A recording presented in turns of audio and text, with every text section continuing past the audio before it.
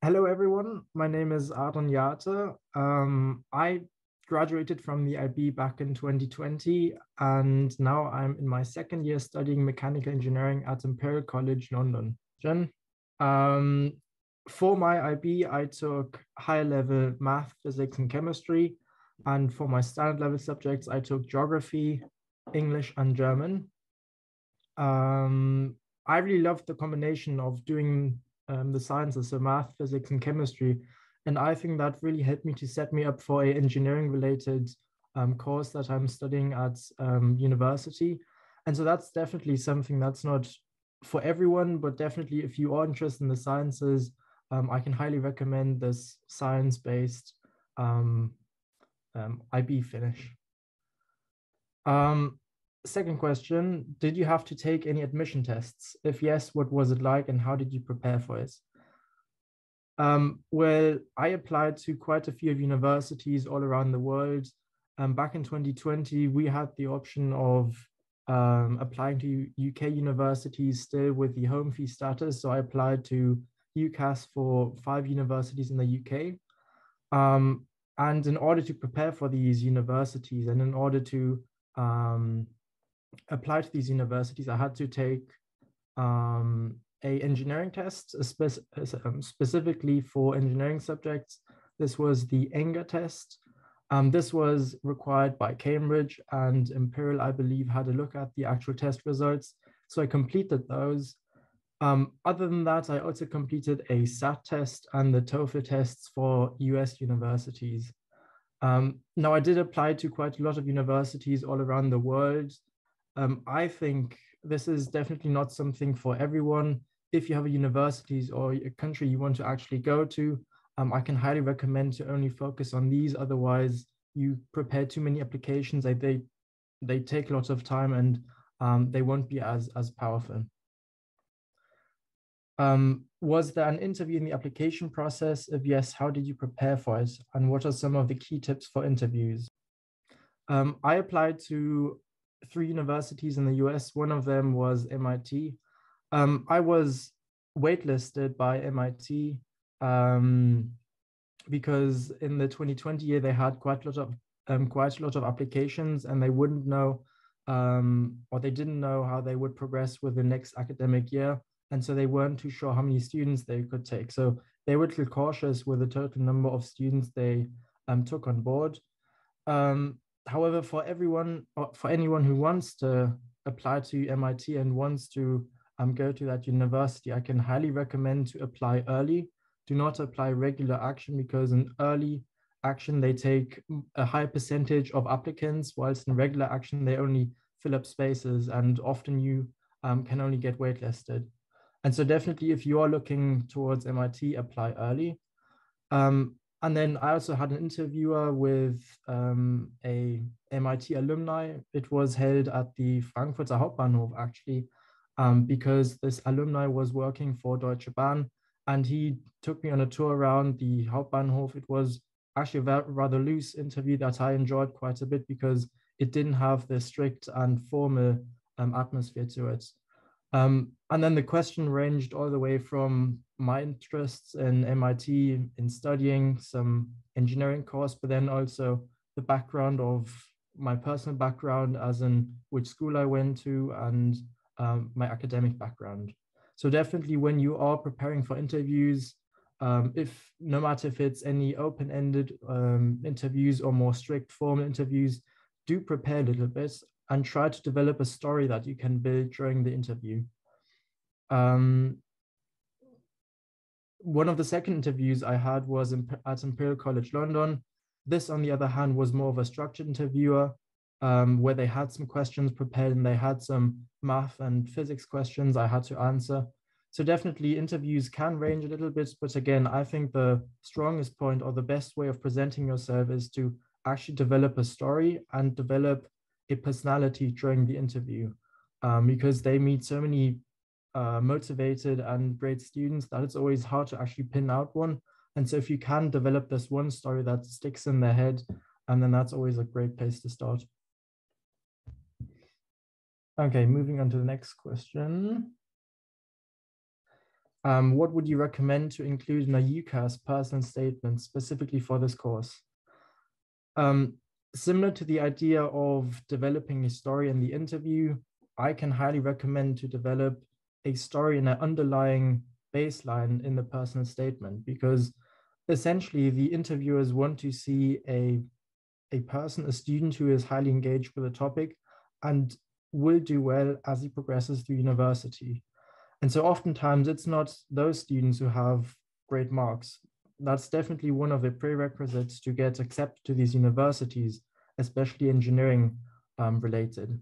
But rather, they also want to see a person that would have the ability to develop themselves during the entire course of 4 years and then bring the university forth. And so if you can develop a story, this is, I think, great place to maybe talk about one of my stories that I presented in the personal statement. So I worked on a technology for smart sunglasses over the last few years of my school time. And I presented this at a few science fairs around the world. I know this is definitely something that not everyone likes to do, and was a very rare occasion for me that I really enjoyed. But I just worked on the story of developing smart sunglasses and painted a picture of how I wanted to progress with these sunglasses and what I wanted to become.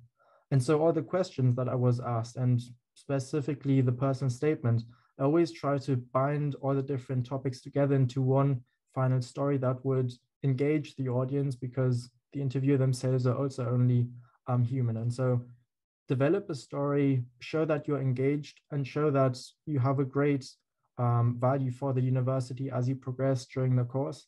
And I think that's going to definitely develop a very strong personal statement. Moving on to the next question. Why did you choose to study mechanical engineering at Imperial College London? Why other universities?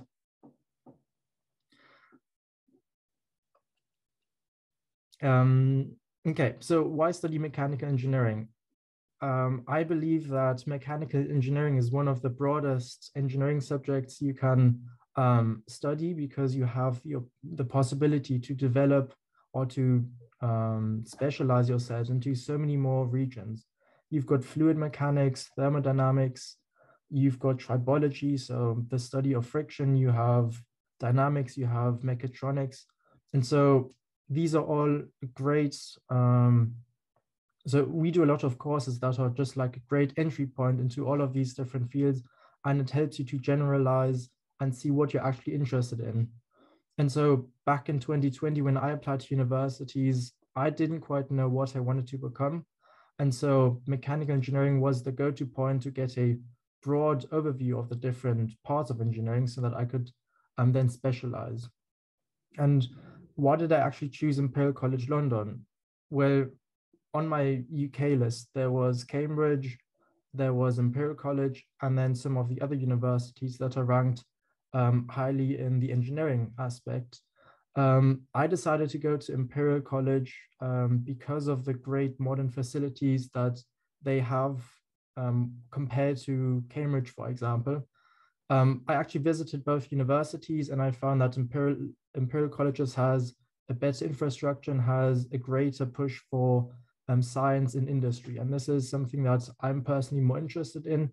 And that's why I finally decided to go to Imperial. Was there anything you did in IB, CAS projects, activities that you believe was an advantage to have when you applied for this course at university? Now, as an engineering student, my answer to this question of whether there's something I did during the IB that helped me to apply to a course at university, this answer will only be limited to engineering and science courses. But definitely in my free time, I liked to do a lot of tinkering and building of projects. So for example, I had a 3D printer and I tried doing some CAD design, so some computer-aided design, where I developed some 3D structures on the computer. I did some 3D printing, some very light programming. And so this definitely gave me a sort of head boost when applying to universities, and then also when ultimately completing the courses. And I did some of this in the form of some CAS activities. So for example, I developed a pair of smart sunglasses and founded a company, um, which was all in the scope of a CAS project, or which was partly in the scope of a CAS project.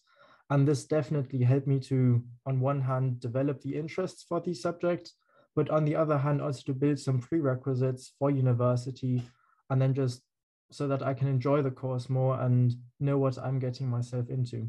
So definitely, if you have an interest in engineering, whether it be computing or chemistry, CAS allows you to develop some of these expertise and some experiences so that you can actually get a first feel of whether or not the subject is something you would like to do.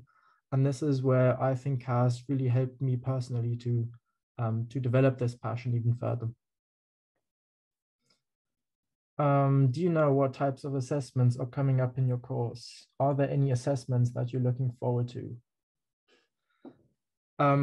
In the course of mechanical engineering at Imperial, we have a design week. During design week, we are given a problem. So for example, it is to develop a hammer that can be used for arthritis patients that's completely mechanically actuated, but also other ideas such as a generator for sailboats to generate electricity off the grid. And so these, during this design week, we get given this problem set, and then we are put together in teams of 5, and then we develop the entire product, beginning from a product specification guide. So you write down the different properties that the final product must exhibit, and then we design the entire product, design the transmission system, and then finally we can also develop prototypes. And I think this is one of the greatest things and most fun things that I really liked during the university course, where you develop a product from the beginning all the way to the end. And I think many universities have similar projects. And as an engineering student, as a hand-on student, I really love this this design week or this design project of my university course. What careers could you consider with degree in mechanical engineering, and do you know what career you want? I can recommend anyone to study mechanical engineering that definitely know that they want to do some engineering aspect, but they aren't too sure what exactly they want to do. So in engineering, there are different courses you can take. You can take mechanical engineering, chemical engineering, biomedical sciences, biomedical engineering. And so the broadness of engineering is quite large. And so oftentimes it's hard to actually have a feel of what you might want to do later on, so early on in life. And this is where I think mechanical engineering gives you a great opportunity to see where you are and see what different engineering subjects there are, and to see which one of those you can specialize in. And so for those types of students, I can definitely recommend doing mechanical engineering, as you have the possibility to specialize in different subjects. And following on as a mechanical engineer, you will definitely find or feel more comfortable in jobs that require you some hands-on and some close connections to industry, where you actually work together with a big design team, develop a product, and oftentimes you see through this project from the beginning all the way to the end. If you're headed more towards actual concept design, then a degree in physics or chemistry, where you do more fundamental research, might be more interesting. But if you are interested in industry and development and often also management of projects, then mechanical engineering should be the subject for you. Okay, beginning with the question, what's the difference between learning at MSF and studying at university? I think the biggest difference of learning at school versus at university is that you can decide what you want to do, and this directly impacts how well you do at university and how much you enjoy your time at university. There's definitely a spectrum of what you can do. You can do everything from partying every day all the way to being stuck in your room and only studying. And at least here at Imperial, we have this entire bandwidth of students. And I think every student themselves also presents this bandwidth where they have phases in which they do a lot of work and then other phases where they enjoy life a little more. And this is definitely something I really enjoy about being a student, because you can decide what you want to do at what time, because most obviously your parents aren't around. And this is one of the biggest differences from studying at school, where you have the structured timetable and a structured time when you need to do something specific, like do your math, do your physics, do your English, and then you've got homework at the end of the day. But rather than university, this is more self-regulated. But having said that, this also comes with a lot of responsibility, because you do need to stay on top of your things. And it has happened to me that if you do sleep in for too long, or aren't too focused, then deadlines can approach a little faster than at school, and that can get a little messy. Okay, next question. What is some advice you can give for the IB? Well, from after completing IB and now tutoring IB students through Lanterne, I have learned that organization and having the actual drive to study is a very important aspect. Being intelligent or being smart is only a label that we put on people, but rather just having the motivation, having the drive is actually a very important factor that I've seen, especially from tutoring students. Those students that were not especially eager to study, but rather had the drive and had the motivation to study, they often did much better, as they could develop and reflect on themselves and see where they needed more help. And then other students who didn't have this hindsight or this insight into their own studying, and they didn't do too much self-reflection, oftentimes they might spend just as much time studying, but rather their studying wasn't as effective. So having the self-reflection and then having this drive to actually help yourself and improve, that's a skill that I think is very important for IB, and then also later on for university.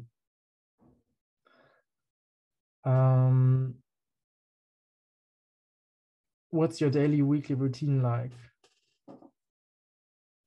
Okay. What's the daily routine of a university student? Again, this can vary quite a bit depending from person to person and the year you are in, especially if you're in first universities. You tend to enjoy your life a little more, and you like to experience all of the different things as a university student. I personally did this. I went out in London, did loads of different things, enjoyed my first year. But as you come to second year, you tend to realize that university also has the second thing called learning and lectures. And so after a while, this becomes more predominant. And so if I were to encounter a daily life currently, I'd say that I wake up at around 8 to 9 a.m. in the morning. And then I often look or watch 1 to 2 lectures. I have a few breaks and then watch 1 to 2 lectures more. And then after that, I go into the kitchen with my flatmates, and then we do some things, we play some cards, we go out on a walk or something like that. And then I come back again, and that's often the time when I do something that I want to do, or something that's not regularly planned in my schedule. So this could be working on a side project, or it could at university, and there's so many different societies you can join. And then this is often the times in the afternoon when I'd do something with a society, and then in the evening cooking some food, and then finally doing some work again in the evening. What do I miss most about MSF? I think it's the community and having the teachers around and having your friends around on a daily basis, and having this very structured life where you have the freedom to enjoy life in a different manner. So what I mean with that is you have your structured life. You don't need to worry about washing your clothes, cooking, waking up early, and then driving somewhere, but rather during school, your parents do a lot of your work, and then you have the freedom during MSF to enjoy your life, and then especially to enjoy and make something from your life at school without having these big worries about living and getting your life regulated. So having the community at MSF and then just having the liberty to do what you want to do at MSF in the time span and the freedom you've given, I think is a great place to develop yourself. And then once you get to university, these sort of luxuries fall away, and then different responsibilities come into play, and you don't have this chance to develop yourself in the same way as at MSF.